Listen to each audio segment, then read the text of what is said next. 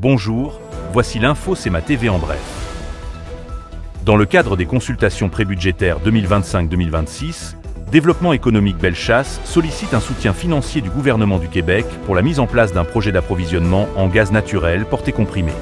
L'organisme demande une aide de 10,8 millions de dollars afin de doter les entreprises manufacturières, agricoles et institutionnelles de la région de Chaudière-Appalaches d'une alternative énergétique durable.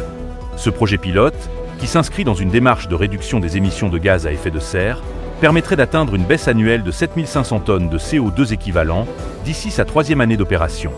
En plus de ses bienfaits environnementaux, l'initiative offrirait une réduction significative des coûts énergétiques des entreprises, pouvant atteindre entre 40 et 45%.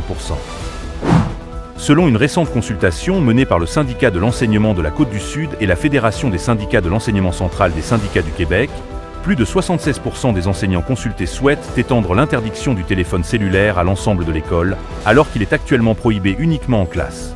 Dans notre région, 120 enseignantes et enseignants ont participé à cette consultation réalisée en février dernier. À l'échelle du Québec, près de 7000 enseignants ont exprimé leur opinion.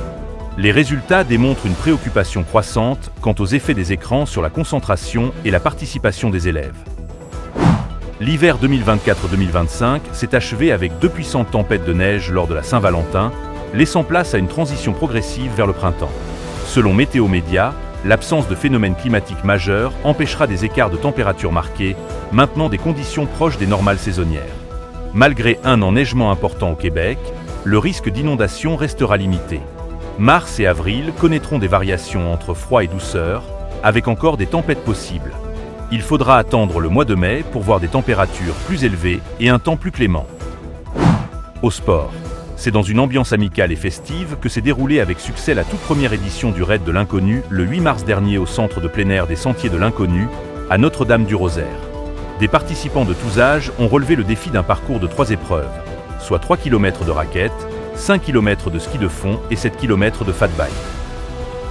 Pour plus d'informations, visitez le cematv.ca ou suivez le fil X de CEMA TV.